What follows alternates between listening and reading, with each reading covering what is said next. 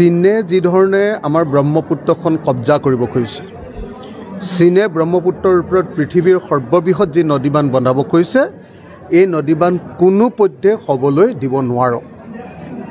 আমি অসমৰ মানুহ, আমি উত্তৰ পূৰ্বাঞ্চলৰ মানুহ আৰু সমগ্ৰ ভাৰতে আমি চীনে ব্ৰহ্মপুত্ৰৰ ওপৰত বন্ধোৱা নদীবান্ধ বন্ধ কৰিব লাগিব আৰু কোনোপধ্যে যাতে ব্ৰহ্মপুত্ৰ নদীৰ ওপৰত তেওঁলোকে অধিকাৰ সাব্যস্ত কৰিব নোৱাৰে, আমাৰ নদীৰ ওপৰত নদীবান্ধ বনাই উত্তৰ পূৰ্বাঞ্চলক ধ্বংস কৰি দিব নোৱাৰে আৰু আমাৰ গোটেই ভাৰতবৰ্ষৰ ভিতৰত আটাইতকৈ ডাঙৰ জলৰাশিৰ ওপৰত যাতে তেওঁলোকে অধিকাৰ, তেওঁলোকৰ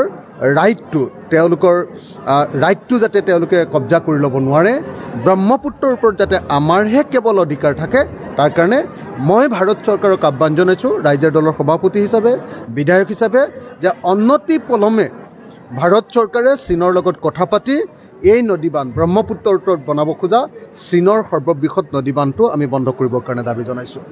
তাৰ কাৰণে প্ৰয়োজন সাপেক্ষে আমি ৰাইজৰ দলে ইয়াৰ বিৰুদ্ধে প্ৰতিবাদ কৰিম। দৰকাৰ হ'লে দিল্লীত গৈ চীনা দূতাবাসত গৈ আমি ধৰ্ণা দিম আৰু মই সমগ্ৰ উত্তৰ পূৰ্বাঞ্চলবাসী ৰাইজক সচেতন হৈ চীনৰ এই দুষ্কাৰ্যৰ বিৰুদ্ধে, এই ভয়ংকৰ ষড়যন্ত্ৰৰ বিৰুদ্ধে আমি মাৰবান্ধি থিয় হ'বৰ কাৰণে আহ্বান জনাইছোঁ। চীনে এইটো অকল আমাৰ নদীখনৰ সম্পদেই দখল কৰি নলয়, চীনে ইয়াক যুদ্ধৰ এপাত অস্ত্ৰ হিচাপে ব্যৱহাৰ কৰিব পাৰিব। কাইলৈ যেতিয়া বাৰিষা কালত একেলগতে নদীৰ পানী একেটা সময়তে এৰি দিব, আমাৰ ইয়াত বৰষুণো হৈ থাকিব আৰু চীনে নদীবান্ধটোও খুলি দিব, তেতিয়া সমগ্ৰ উত্তৰ পূৰ্বাঞ্চলটো মানে একদম ধ্বংস হৈ যাব। গতিকে ই এটা অস্ত্ৰ, যুদ্ধৰ অস্ত্ৰ, জৈৱিক অস্ত্ৰই যেনেকৈ লাখ লাখ মানুহক মাৰি দিয়ে, এই আপোনাৰ ৱাটাৰ মানে অস্ত্ৰ, পানীৰ অস্ত্ৰই, জলবোমাই একদম নিশ্চিতভাৱে আমাৰ লাখ লাখ মানুহক হত্যা কৰি পেলাব পাৰিব।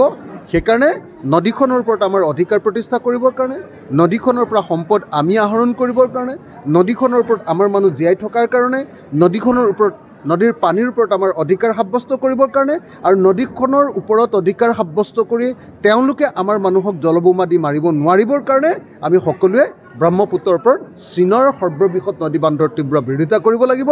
এইটো আমাৰ জীৱন মৰণৰ প্ৰশ্ন, আমি সকলোৱে ইয়াৰ বিৰুদ্ধে প্ৰতিবাদ সাব্যস্ত কৰিবই লাগিব।